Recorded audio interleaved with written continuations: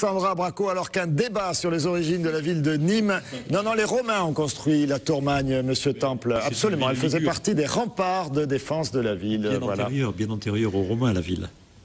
Oui, écoutez, nous en débattrons une autre fois, mais quand vous serez ministre de la Culture, voilà. Nicolas Dupont-Aignan, on aura le bonheur de vous recevoir. Alexandra Bracco, regardez, elle est avec nous. Elle prépare, alors elle, son événement, c'est, je le précise pour Patrick Mallet, c'est dès ce jeudi, c'est ça?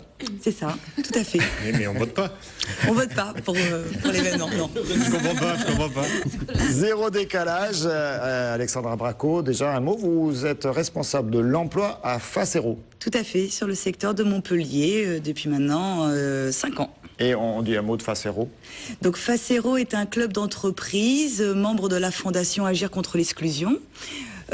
Aujourd'hui, le club d'entreprise regroupe 180 entreprises adhérentes engagées sur la qualité de chef d'entreprise responsable socialement.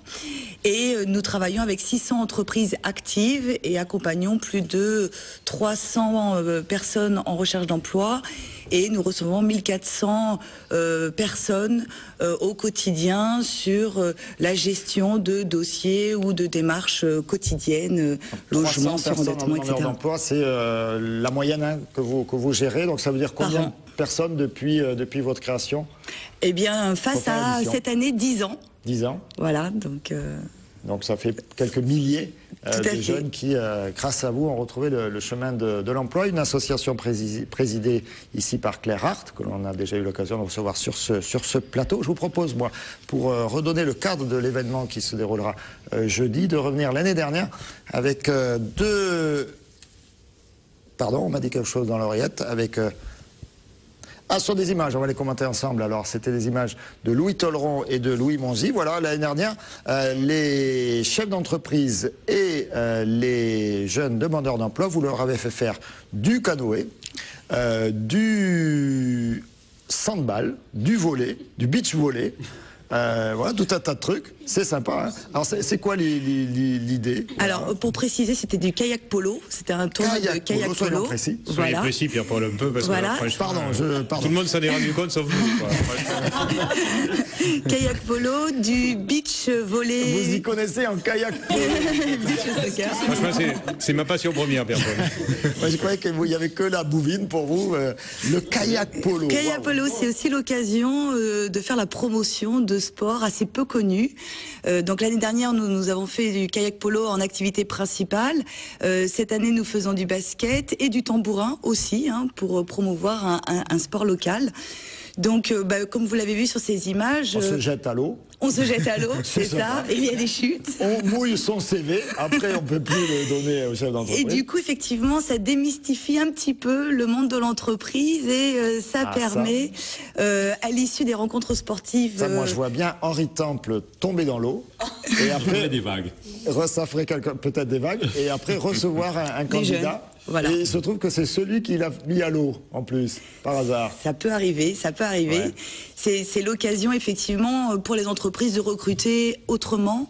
C'est-à-dire, les jeunes peuvent, à travers cette journée, valoriser leur personnalité, leur savoir-être autour de ce tournoi sportif pour justement montrer leur dynamisme, leur esprit d'équipe, leur engagement, leur solidarité. Et pour ces jeunes qui ont souvent pas de réseau professionnel et une très faible expérience, c'est l'occasion pour eux de mettre en avant d'autres compétences qui n'apparaissent pas a priori sur un CV, en tout cas sur le leur. Donc l'année dernière... Ça vous aurait aidé ça à vos débuts, peut-être. Non, mais en tout cas l'initiative est intéressante, parce que c'est vrai que... Effectivement, comme vous le disiez, ça démystifie totalement le chef d'entreprise par rapport à des jeunes qui n'ont peut-être pas les moyens d'en côtoyer beaucoup. Oui. Et puis surtout de se mettre en avant sur leurs vraies compétences aussi qu'ils peuvent avoir en travers de discipline. Alors la prochaine fois, vous ferez un plan avec Patrick Mallet, vous amènera quelques petits taureaux. Hein, c'est plus compliqué là. C'est plus compliqué, oui. Autant le canoë il se retourne, autant le taureau. Quand vous jetez le chef d'entreprise et le candidat dans l'arène, là après ils s'entendent bien. Il faudra du bouvin kayak ou je sais pas, comme ça, pourquoi pas. Du bouvin kayak, ça devrait. Vous attendez combien de jeunes là, jeudi?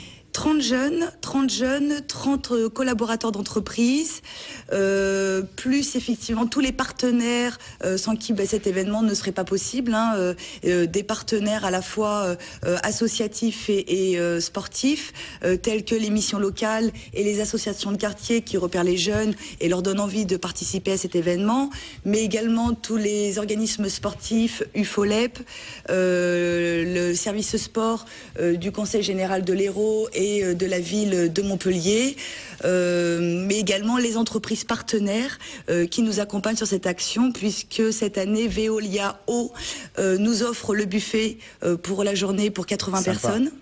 Voilà, plutôt sympa.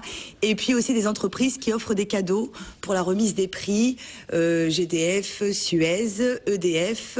Et Total. On n'a pas Total.